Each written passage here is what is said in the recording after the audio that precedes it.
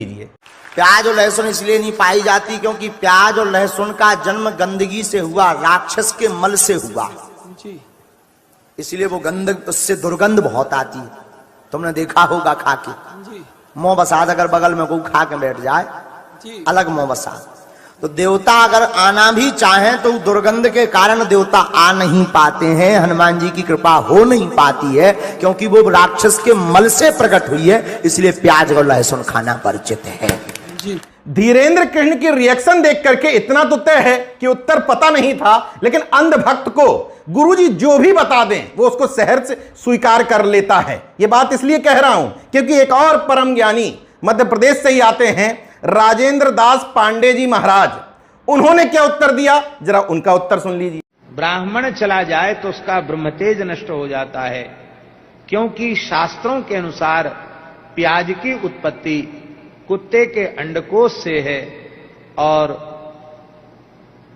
लहसुन की उत्पत्ति कुत्ते के नख से है। अब दो परम ज्ञानियों का दिव्य ज्ञान आपस में टकराने लगा। एक कह रहा है कि राक्षस के मल, और मल का मतलब जो आप जानते हैं वही मैं जानता हूं। दूसरा कह रहा है कि कुत्ते के अंडकोश से प्याज का जन्म हुआ और कुत्ते के नख से लहसुन का जन्म हुआ। अब तीसरे परम ज्ञानी की भी एंट्री होती है, अनुरुद्धाचार्य जी महाराज। अवधेशानंद गिरी जी महाराज के पुत्र हैं, परम ज्ञानी हैं, इनका भी ज्ञान सुन लीजिए।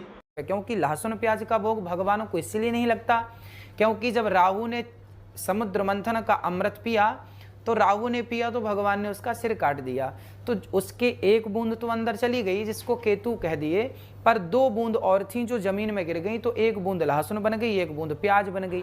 मुझे लगता है कि इन तीनों में अनुरुद्धाचार्य महाराज जी ज्यादा स्मार्ट हैं। उन्होंने बीच का रास्ता अपनाया, समुद्र मंथन की कहानी तो सुनाई, लेकिन लहसुन और प्याज को अमृत भी बता दिया। यह भी ज्ञान सुनिए। है तो ये अमृत औषधि है बहुत बड़ी, आयुर्वेद इसे अमृत कहता है।